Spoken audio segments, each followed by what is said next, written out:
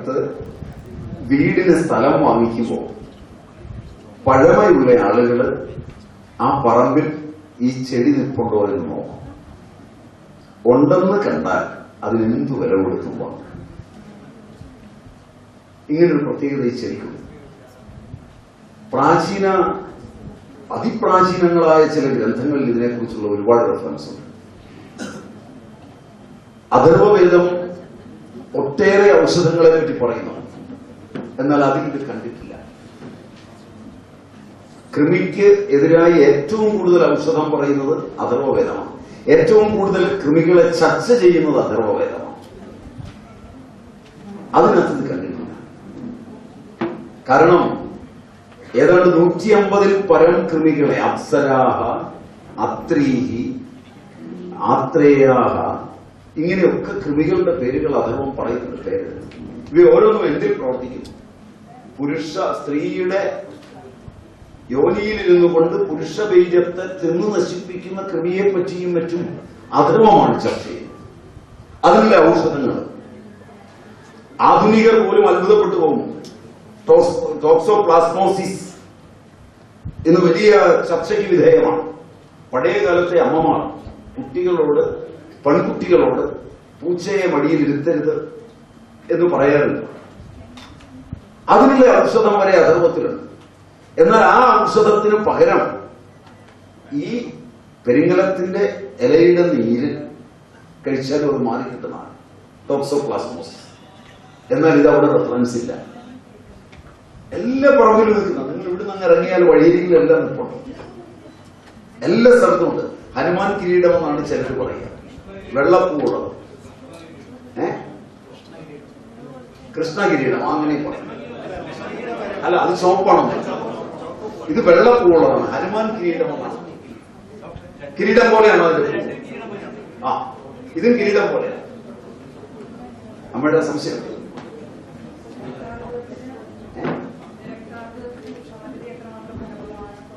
WBC കൂടുന്നതിന് ഉഷമലരി മാത്രമാണ് ഏറ്റവും എളുപ്പം ഫലപ്രദമാകും.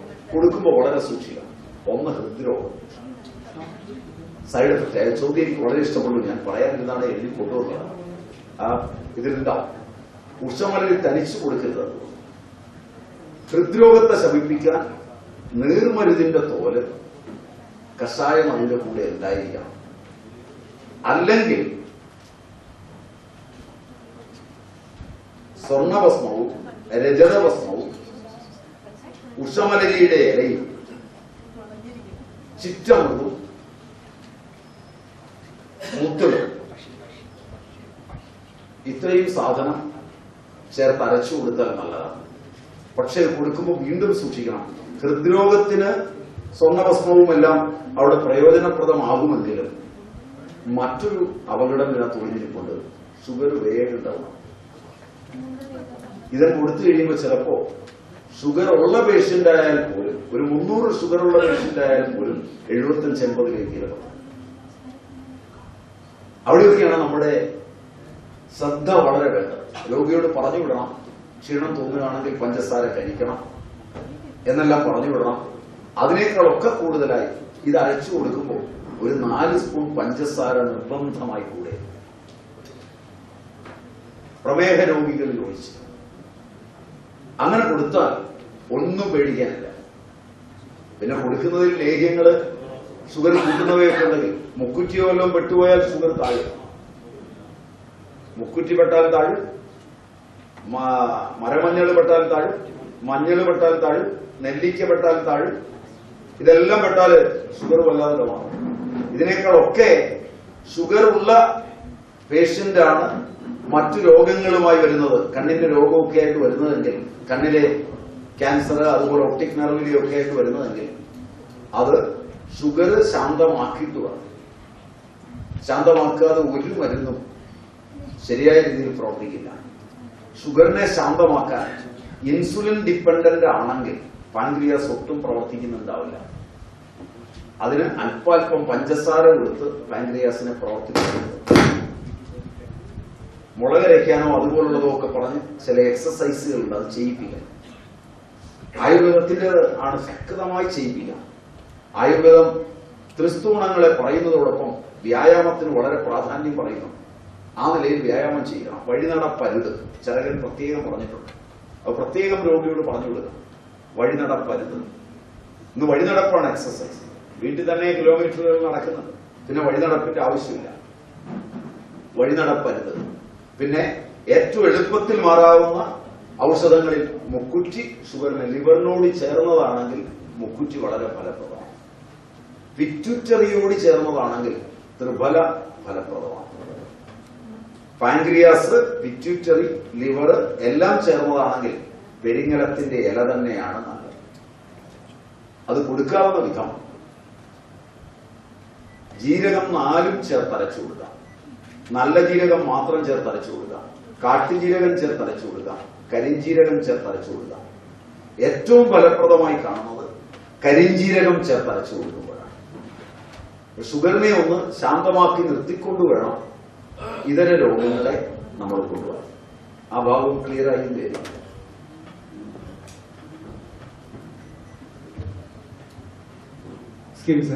I'm Dr. Udaykumar from Hyderabad. Pituitary adenoma, how can you cure that with Ayurveda? Yeah. And what is the treatment? For pituitary adenoma, Yeah. first you tell them to stop maida and such products. Because in almost all the pituitary problems, maida is the villain. Because there is one alloxan there in maida. In almost all the puttu powder, idali powder, etc. also, they are using this alloxan. Alloxan is a chemical that is directly beating this pituitary, particularly for the beta cells. So, in such a condition, pituitary adenoma may be a cause of maida. Now, we are using white bread in India, but in England, we cannot use white bread. In such a condition, you avoid all white bread. Instead of white bread, you tell them to take brown bread. So that part is over. Second part, for treating it, you can take it as brain tumor. You can give this soup of the head of goat. That is very good. That yoga, Mr. Vishnu may give to you. You ask him. ആട്ടിൻതല soup എന്നാണ് അതിന് പറയുക. അത് വളരെ കറുത്ത മുട്ടനാടിന്റെ ആയിരിക്കണം. അത് 3 ചേർത്തൊരു ലേഹ്യവും വളരെ ഫലപ്രദമായി കണ്ടിട്ടുണ്ട്. വീട്ടിലുണ്ടാക്കി കഴിച്ചിട്ട് അങ്ങേയറ്റം ഫലപ്രദമായ അത് നിങ്ങൾ കോണ്ടാക്ട് ചെയ്താൽ മതി. കൊണ്ടുവന്നിട്ടുണ്ടെങ്കിൽ അപ്പോൾ തന്നെ തരും, അല്ലെങ്കിൽ അയച്ചു തരും. വളരെ ഫലപ്രദമായ ഒന്നാണ്. പിന്നെ ദമനകം, അതായത് മക്കിപ്പൂ. ഇൻ മലയാളം ഇറ്റ് ഈസ് മക്കിപ്പൂ. Botanical name I am not sure. So, if you can ask me, I will give you the botanical name also. Makkipu or Damanagam, that is very good. Then Ashwagandhadi Churnam, we got good results from Ashwagandhadi Churnam. Then Shiva Guliga, Dasamula Haridari, then Gulgulu Vittarakana. You will get genuine results. Okay? And he is having this problem, and he is operated for 2 times. And no harm. Leave it aside. Give the medicines. And he has the post-operative complications that is body equilibrium. He lost body equilibrium. For body equilibrium and other things, you give, for that equilibrium, you give Bhunaga Prasarani. It's an oil. You give that oil, that's very good. Then for body equilibrium, that may be because of the metabolic problems. If it is because of the metabolic problems, give Belaristam. It is very good. Belaristam is very good. Then Varyadi Kashayam is good. Then Ashtavargam with Sukumara Khadam is good. Ashtavargam Kashayam with Sukumara Khadam. Okay?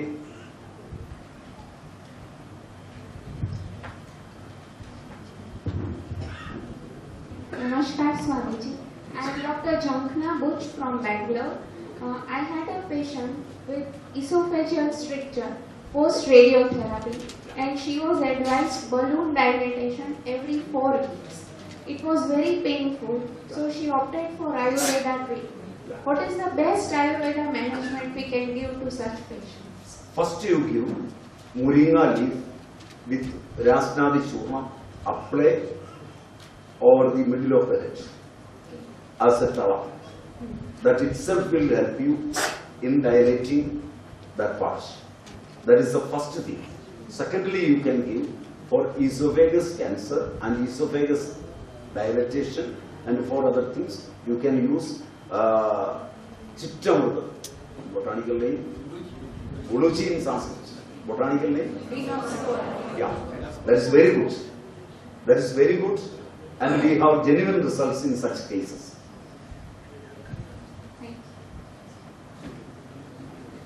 For oral cancer, there is an older treatment, just like the chemotherapy. That is to do that, you collect Malayalam meer എന്ന് പറയും, meer, പുളിമീർ എന്ന് പറയും, പുളിനീർ എന്ന് പറയും. ഈ മാവയിലൊക്കെ ഇരിക്കുന്ന ഒരു ജീവിയുണ്ട്, ഒരു ആൻസ്, ഒരു ഉറുമ്പ് കണ്ടിട്ടുണ്ടോ? അതിന്റെ ആ മുട്ട ഇലയോട് കൂടി എടുക്കുക, നീറിനെ പുറത്തു വിടുക, അതിന്റെ മുട്ടയും മാവിനെയും കൂടി എടുത്ത് അരച്ച് ആ പോർഷനിൽ വെച്ചാൽ കൊള്ളും, കംപ്ലീറ്റ് ആയിട്ട് മാറും. അത് കൗൾക്കൊള്ളാൻ കൊടുത്താലും മാറും. കൗൾക്കൊണ്ട് കഴിഞ്ഞാൽ ഭക്ഷണം പിന്നെ വലിയ പാടാണ്. അതിനേക്കാൾ എളുപ്പമാണ് മെല്ലെ അരച്ച് നേരെ ആ സ്പോട്ടിലേക്ക് വെച്ചു കൊടുക്കാം. ഒരു സ്പോട്ട് ഉണ്ടാവുമല്ലോ വെള്ളം, അതിലേക്ക് വെച്ചു കൊടുത്താൽ അത്രയും ഭാഗം അന്നേരം പൊളിക്കും.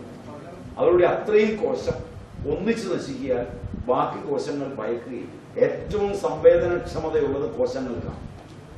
അതുകൊണ്ട് അവയുമായി കളിക്കുമ്പോൾ ഏറ്റവും സൂക്ഷിച്ച് കളിച്ചാൽ കംപ്ലീറ്റ് മാറിക്കും. ഏറ്റവും പ്രാചീനമായ, ഏറ്റവും നല്ല, ഏറ്റവും റിസൾട്ട് കിട്ടുന്ന സാധനം ഈ ഒരെണ്ണമാണ്. പിന്നെ നിങ്ങൾക്ക് നീലി നിർഗുണ്ഡ്യാദി തൈലം, നീലി നിശാദി തൈലം, പിന്നെ ഗുൽഗുരു തിക്തഘൃതം, ഇതൊക്കെ കവിൾക്കൊള്ളാൻ കൊടുക്കാം. ഗുൽഗുരു തിക്തഘൃതം അകത്തേക്ക് കൊടുക്കാം. വരണാദി ത്രിനേത്രം കൊടുക്കാം. വരണാദി ത്രിനേത്രം കൊടുക്കുമ്പോൾ നോക്കണം, ദോഷങ്ങളുടെ അജയാവസ്ഥകളൊക്കെ നോക്കിയിട്ട് കൊടുക്കണം. ചെയ്താൽ മാറും. നമുക്ക് നല്ല റിസൾട്ട് ഉണ്ട് വരണം. വരണാദി ത്രിനേത്രം എന്ന് ഞാൻ പറഞ്ഞത് എനിക്ക് തെറ്റുപറ്റിയതാണ്. ജ്യോതിഷാംഗ രസസിന്ദൂരമാണ്. കടയിൽ ചെന്ന് രസസിന്ദൂരം വാങ്ങിക്കാതിരിക്കാൻ ഞങ്ങളതിന് ത്രിനേത്ര സിന്ദൂരം എന്നായിരുന്നു, ശിവൻ എന്നുള്ള അർത്ഥത്തിൽ. ഞങ്ങളുടെ കുറിപ്പിലെല്ലാം ത്രിനേത്ര സിന്ദൂരം എന്ന് കാണുന്നത് ജ്യോതിഷാംഗ രസസിന്ദൂരമാണ്.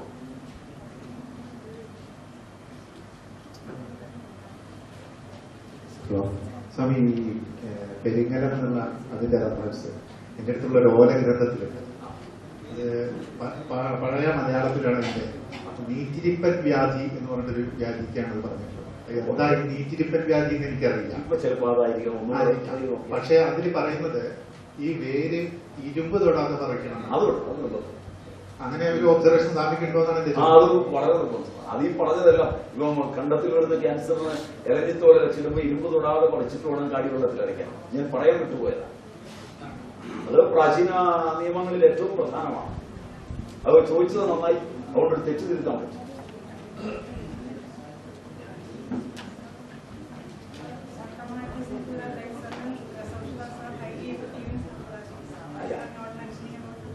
Which one? It is very good. Chandamarudha Sindhuram, we are using it from so many factories. We are using it. It is very good, no doubt. There are a number of remedies in that way. Since you are from Ayurvedic part, that's why I avoided Sindhurams and Bhasmas in detail. We are using a number of Bhasmas. We are using mercury. We are using all such medicines. Wonderful result is there. We are collecting it, one from Uncha Pharmaceuticals, something from Gurugul Kandri, something from Tamil Nadu, that government IMCOs. So they are wonderful, no doubt. Some from Kerala also we are collecting. But from Kerala we are collecting it, we are not giving it directly. We are doing again the process. by our mothers. Otherwise that will do harm. കാരണം ഭസ്മങ്ങളെ കുറിച്ച് പറയുമ്പോൾ അത്ര കണ്ട് ശുദ്ധമല്ല എന്ന് test ചെയ്യുമ്പോൾ തോന്നുന്നതുകൊണ്ട് അവയെ ഞങ്ങൾ raw material എന്ന നിലയിലെടുത്ത് വീണ്ടും പുടം ചെയ്തു. അതുകൊണ്ട് പേരുമൊക്കെ മാറ്റിയിട്ടുണ്ടാവും പലതിന്റെയും.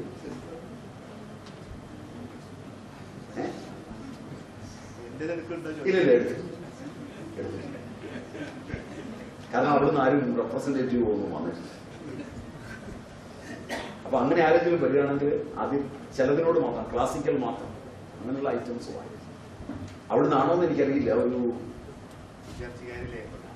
ഒരു ലേബർ എടുക്കുന്നു, മിസ് വണ്ടർ, അത് സംശയമൊന്നും. കാരണം ഒറ്റ ലേബർ മാത്രം. അത് വരുന്നയാളെ എന്നെ പിടിവിടാതെ പതുക്കെ പിടിച്ചപ്പോ ഞാൻ അദ്ദേഹത്തെ സമാധാനിപ്പിക്കാനില്ല. പിന്നെ ഒരു പ്രാവശ്യം രജിത ഭസ്മം ഞാൻ കുറച്ച് വാങ്ങിച്ചു. അത് തെറ്റില്ലാത്തതാണ്. മറ്റതൊക്കെ ഞങ്ങൾ വാങ്ങിച്ചു കഴിയുമ്പോൾ ഞങ്ങൾ ആദ്യം അതൊന്ന് ടെസ്റ്റ് ചെയ്യാനായിട്ട് നമ്മളുടെ ടെസ്റ്റ് നോക്കും, വെള്ളത്തിലിട്ട് നോക്കും. അങ്ങനെയുള്ള ചില ടെസ്റ്റുകൾ പ്രാചീനർ പറഞ്ഞിട്ടുള്ളത് നോക്കും. അപ്പൊ അങ്ങനെ നോക്കിയിട്ടാണ് എടുക്കുന്നത്. മറ്റേതൊക്കെ നല്ല മരുന്നുകളാണ്, അതിനൊന്നും സംശയമില്ല. കാരണം സിദ്ധമുറയിൽ പറഞ്ഞിരിക്കുന്ന ഒട്ടേറെ മരുന്നുകൾ ഈ രോഗങ്ങളെ വളരെ വേഗം മാറ്റും. അതിന്റെ അനുപാനമൊക്കെ കൃത്യമാണെങ്കിൽ 1-2 മരുന്നുകൾ. Sir, can you please explain regarding breast cancer? അതിന് ബ്രസ്റ്റ് ക്യാൻസറിനെ സംബന്ധിച്ചിടത്തോളം ഞങ്ങളെ ഏറ്റവും കൂടുതൽ ശ്രദ്ധിച്ചത് കാശ്യപ സംഹിതയാണ്. കാശ്യപ സംഹിതയിൽ വജ്രം എന്നൊന്നിനെ കുറിച്ച് പറയുന്നത്. ഞാൻ ആ റെഫറൻസ് എല്ലാം കൂട്ടത്തിട്ടുണ്ട്. കാരണം ഞങ്ങൾ അതിനെ വെച്ചിട്ടാണ് അതിനെ കണ്ടത്. ധാത്രി കഴിക്കുന്ന ആഹാരത്തിൽ പെട്ടുപോകുന്ന ജീവികളുടെ കാലുകൾ, പൊടിപടലങ്ങൾ, നെല്ലിന്റെ ഉമ്മി, ഇവയൊക്കെ ക്ഷീരവഹ സ്രോതസ്സുകൾ തുറക്കുമ്പോൾ അതിലൂടെ ചെന്ന് അടിയും. കുട്ടിക്ക് ദോഷം വരാതിരിക്കാൻ അതിന് ഒരു കവറുണ്ടാക്കും. അതായത് ഞണ്ടിന്റെ പുറത്ത് മുത്ത് രൂപാന്തരപ്പെടുന്ന പോലെ ഒരു കവറായി തീർന്ന് അത് വേര് വെച്ച് വളർന്നു നിൽക്കുന്നു. ഇതിനെയാണ് ഞങ്ങൾ ബ്രസ്റ്റ് ക്യാൻസർ എന്ന പേരിൽ കണക്കാക്കിയത്. കൂടുതൽ നല്ലൊരു ശവമാണ്. അത് ആ വേരോടുകൂടി എടുത്തു കളയാൻ കഴിഞ്ഞാൽ വളരെ എളുപ്പമാണ്, പഴുത്താൽ വളരെ ബുദ്ധിമുട്ടാണ്. പക്ഷെ ഞങ്ങളുടെ അടുക്ക വരുന്നതൊക്കെ മിക്കവാറും എല്ലാം കഴിഞ്ഞായതുകൊണ്ട് പഴുത്ത് വല്ലാതായാണ്. അത്തരം സന്ദർഭങ്ങളിൽ ആദ്യം ആ ദുർഗന്ധം തന്നെ രോഗിയെ മരിക്കാൻ കഴിയും. കാരണം മാംസമാണ് ചെയ്യുന്നത്, ദുർഗന്ധം വളരെ കൂടുതലായിരിക്കും. അതിന് ഏറ്റവും നല്ലത് പപ്പായയുടെ കറ ആദ്യം പരത്തി കൊടുക്കുക ഒരു കുറേ ദിവസം. അപ്പൊ പഴുപ്പ് കംപ്ലീറ്റ്. വ്രണം ഉണങ്ങുന്നതിന് പല മരുന്നുകൾ മാറി പരീക്ഷിക്കേണ്ടി വരും. കാരണം ചില ശരീരത്തിൽ ചിലത് എളുപ്പമായിരിക്കും, ചിലതില്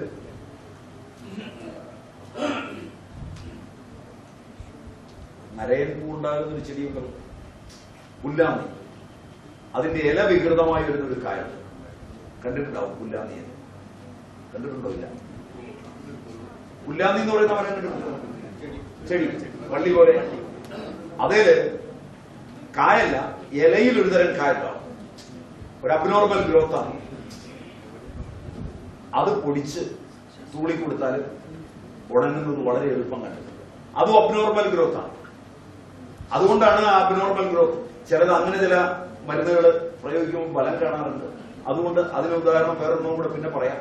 ഇപ്പോ ഇലങ്ങ് തീരട്ടെ, അതിട്ട് കഴിഞ്ഞാൽ മാറുന്നതാണ്. പിന്നെ വ്രണം അതിനേക്കാളൊക്കെ കൂടുതലാണെങ്കിൽ, പഴുപ്പുള്ളിലുണ്ടെങ്കിൽ ജാത്യാതികൃതം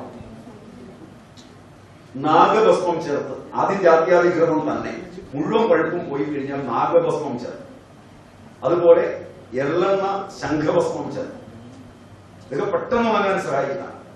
ഇതിനേക്കാളെല്ലാം ബ്രസ്റ്റിലെ പഴുപ്പ് കൂടുതലുള്ള മുഴ ഉണങ്ങാൻ സഹായിക്കുന്നത് ഞവരയരി പാവ് കാച്ചിയെടുത്ത് അതിലേക്ക് പപ്പായയുടെ പച്ചക്കായ ചിരണ്ടിയെടുക്കണം. കായ മുറിച്ച് അകത്തെ കുരുവെല്ലാം കളഞ്ഞ് തുടച്ച് ചിരകിയെടുക്കണം. നല്ലൊരു ചിരവയിൽ ചിരങ്ങി, എന്നിട്ട് അതിൽ ചൂടോടുകൂടി ആ പാവിരിക്കുമ്പോൾ ഇട്ടിളക്കിയെടുത്ത് മിതമായ ചൂട് വരുമ്പോൾ വാരിന്ന് പൊട്ടിയാൽ പെട്ടെന്ന് ശയ്യാവൃണങ്ങൾക്കും ഇത് ഏറ്റവും നല്ലതാണ്. ഒരു അത്ഭുത ഫലസിദ്ധിയുള്ള ഒരു സാധനമാണ്. ഞങ്ങൾ ഏറ്റവും കൂടുതൽ മുറിവുണക്കാൻ ഉപയോഗിച്ചിട്ടുള്ള സാധനങ്ങളിൽ ഒന്നതാണ്. എന്നാൽ ഇതുകൊണ്ടും ചിലത് ഉണങ്ങുകയില്ല. ബ്രസ്റ്റ് ക്യാൻസറിലെ ചില വ്രണങ്ങൾ ഇതുകൊണ്ട് ഉണങ്ങില്ല. അതിന് അണലി കടിച്ചിട്ട് പഴുത്തു പൊട്ടുന്ന വ്രണം ഉണക്കുന്ന ഒരു മരുന്നാണ്. പഴയ വിഷ ചികിത്സകൾ. അണലി കടിച്ചാൽ എല്ലാ വർഷവും പൊട്ടും, ചിലത് ഒരിക്കലും ഉണങ്ങില്ല. അങ്ങനെ വരുന്ന വ്രണം ഉണക്കുന്ന ഒരു മരുന്നാണ് കോഴിയുടെ കാഷ്ടം, കരിങ്കോഴിയുടെ കാഷ്ടം. ഇതൊക്കെ പുറത്തുപോയി പറയാൻ പറ്റില്ല. കാരണം വെച്ചാൽ ഉപയോഗിക്കുന്നത് ഇതാണെന്ന് രോഗി അറിഞ്ഞാൽ ബുദ്ധിമുട്ടുണ്ട്. അതൊക്കെയാണ് ഇതിന്റെ ബുദ്ധിമുട്ടുകളിലോ.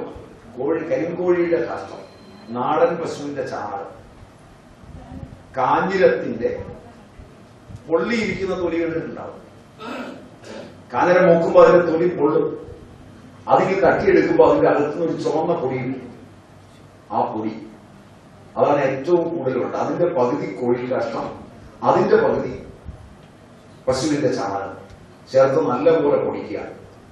മണം പോകാൻ അല്പം പച്ചക്കറിപ്പൂർ ഇട്ടുകൊടുക്കുക. അത് വേറെ ആവശ്യമൊന്നുമല്ല. ഒരു യോഗവാഹി എന്ന നിലയിൽ കുറച്ച് പ്രയോജനം ചെയ്യും. എന്നാലും അതിനേക്കാൾ ഇതിന്റെ സ്മെല്ല് ഒന്ന് മാറാൻ അല്പം പച്ചക്കറിപ്പൂരം കൂടി ഇട്ട് പൊടിച്ചാൽ ആദ്യം ഒരു തുണി വെക്കണം. വ്രണം കൈകാര്യം ചെയ്യുമ്പോൾ സൂക്ഷിക്കണം. അതിനൊരു മുകളിൽ ഒരു തുണി വെക്കണം. തുണിക്ക് മുകളിൽ ഈ പൊടിയിട്ട് കൊടുക്കുക. അപ്പൊ വെള്ളം മുഴുവൻ വലിക്കും. അങ്ങനെ വലിച്ചു വലിച്ച് വെള്ളം വലിക്കാൻ ഇല്ലാതാവും. ഈ തുണിയോടുകൂടി മറിഞ്ഞു വരും. ആ സമയത്ത് ഈ പൊടി നേരിട്ട് അങ്ങോട്ട് കൊടുക്കും. ഉണങ്ങി കിട്ടും. നിശ്ചയമായി ഉണങ്ങി. ഇത് വ്രണം ഉണങ്ങാനേ ആയുള്ളൂ. ക്യാൻസർ മാറാൻ പെരിങ്ങലം നല്ലതാണ്. ബ്രസ്റ്റിലെ ക്യാൻസർ മാറുന്നതിനും പെരിങ്ങലം വളരെ ഫലപ്രദമാണ്. പക്ഷെ ബ്രസ്റ്റിലെ ക്യാൻസർ പലപ്പോഴും എല്ലിലേക്ക് മാറിയിട്ടുണ്ട്. കദളിപ്പഴത്തില് രസസിന്ദൂരം ചേർത്ത് കൊടുത്താൽ കുറച്ച് ഫലം കിട്ടും. അത് സർവിക്സ് സ്മിയറിനും വളരെ നല്ലതാണ്.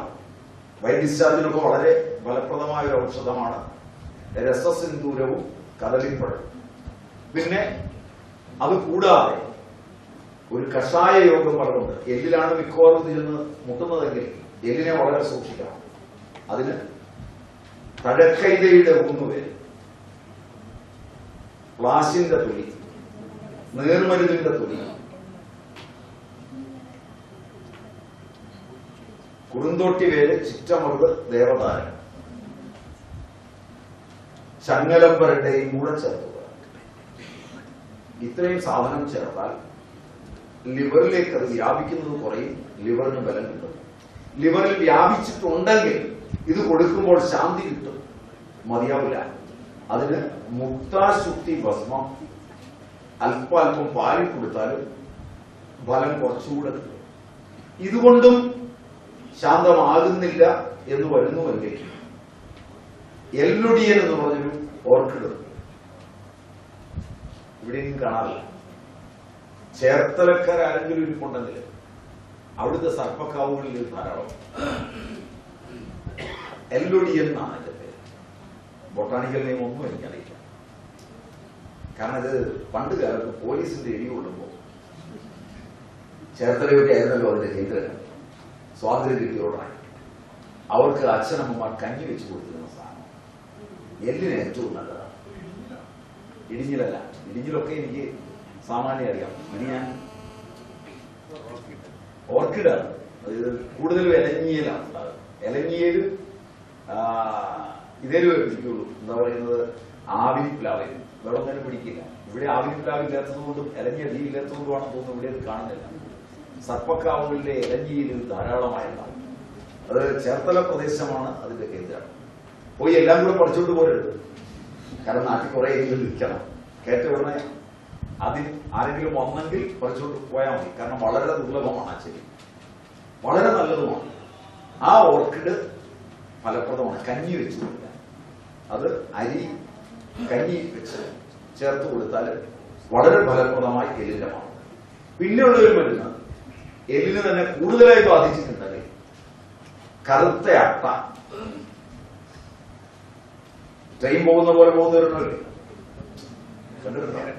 തേരട്ട, അതും അയമോദകം, ജീരകം മൂന്നും കൂടെ വറക്കണം. ജീവനോടെ പിടിച്ചിട്ട് വറക്കണം. ഹിംസയുണ്ട്. വറുത്ത് ആ അരിയും അയമോദകവും, ജീരകമല്ല സോറി, അയമോദകവും ഞവരേരി, അയമോദകം ഞവരേരി അട്ട ഇതിട്ട് വറക്കുമ്പോൾ ആ അരി ചുവന്നു വരുമ്പോൾ വാങ്ങണം.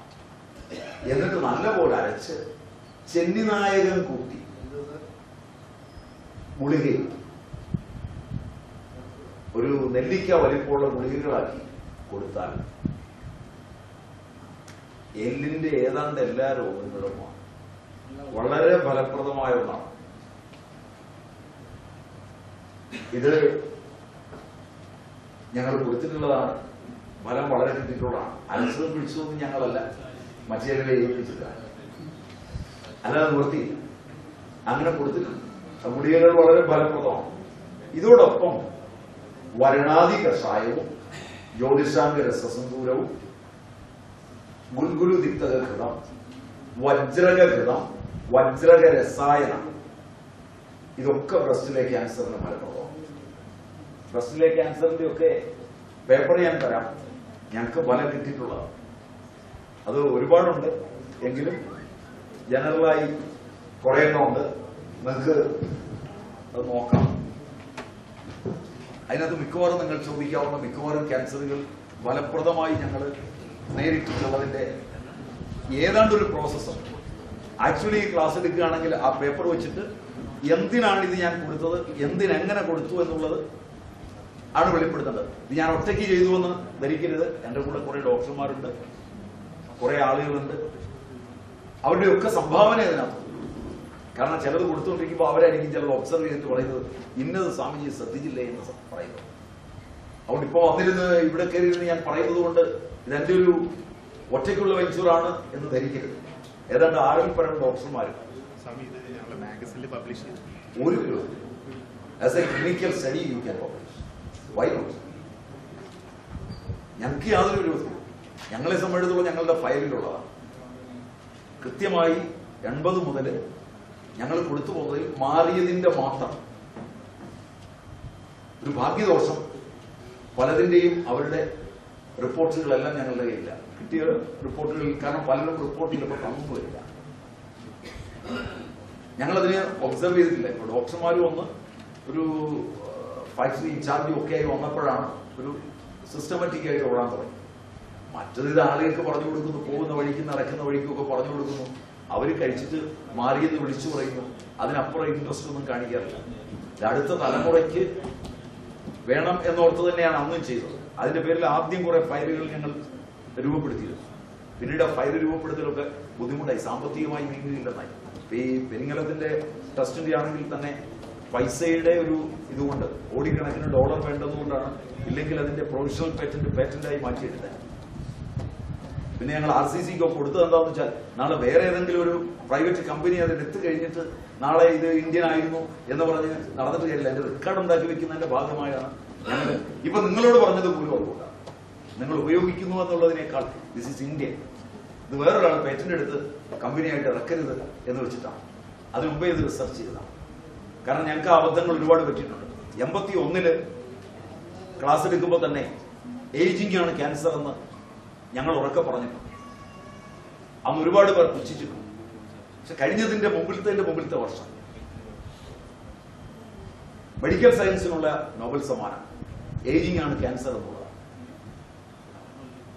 ഞങ്ങൾ നൂറ്റാണ്ടുകൾക്ക് മുമ്പുള്ള ഭാരതീയ ആചാര്യന്മാർ പറഞ്ഞതിനെ എടുത്തു പറഞ്ഞാണ് കോശങ്ങൾക്ക് സംവേദനക്ഷമതയുണ്ടെന്ന് ഞങ്ങൾ ജനങ്ങളോട് പറഞ്ഞു. നിങ്ങൾക്ക് കാസറ്റുകളൊക്കെ കേൾക്കാം, വർഷങ്ങൾക്ക് മുമ്പുള്ളത്.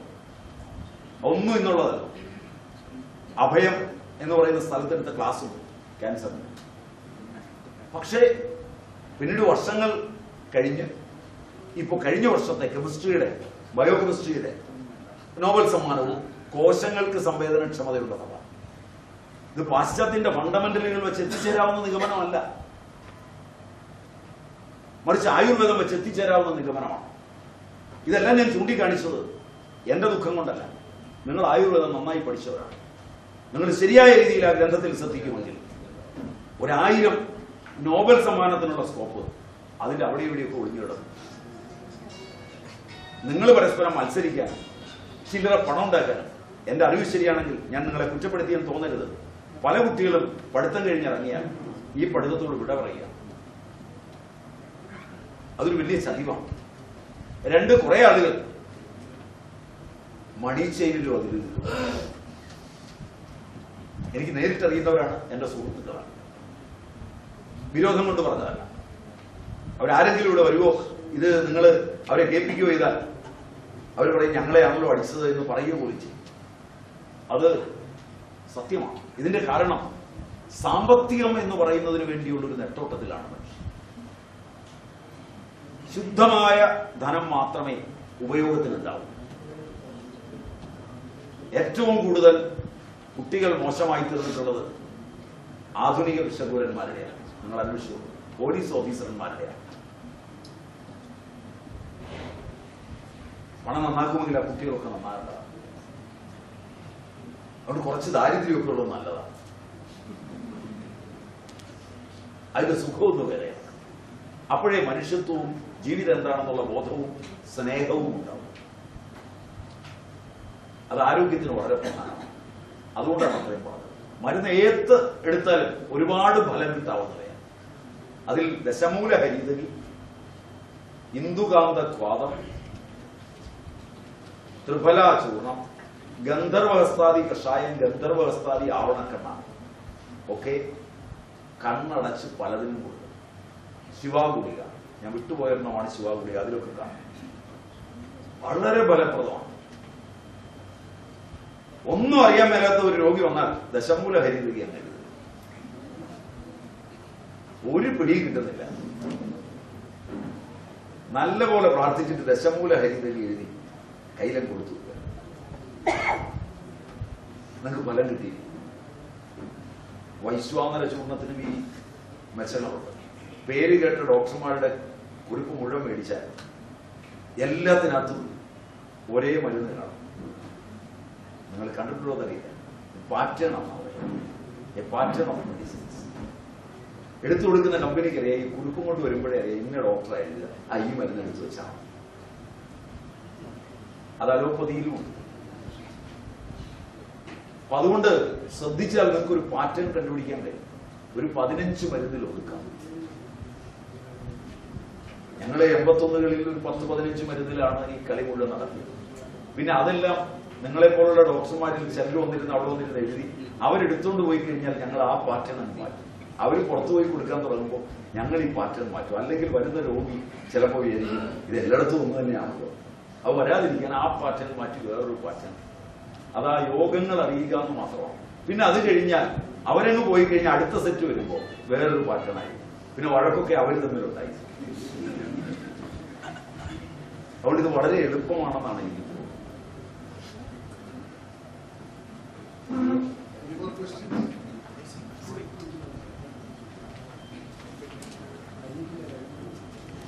ഇനി ഞാൻ എൻ്റെ ഒരു സജഷനോടെ നിങ്ങളോട് പറഞ്ഞു.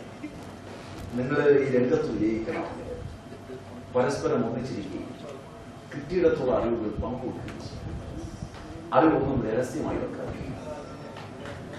എപ്പോൾ നിങ്ങൾ അറിവ് രഹസ്യമായി വെക്കുമ്പോൾ ആ അറിവ് നിങ്ങൾക്ക് പ്രയോജനപ്പെടില്ല. അറിവ് എത്ര കണ്ട്. കാരണം ഒറ്റ പേറ്റന്റ് മരുന്ന് ഉണ്ടാക്കിയിട്ടില്ല ചരടിന് സ്വസ്ഥമെന്നും അറിയപ്പെട്ടത്. അന്ന് കൊടുത്ത മരുന്ന് തന്നെ ഇന്ന് കൊടുത്താലും ഫലമാണ്. എത്ര സ്വതന്ത്രമാണ്, എത്ര വിശാലമാണ്. അതിന്റെ അകത്താണ് നമ്മൾ ഓർമ്മപ്പെട്ടിരിക്കുന്നത്.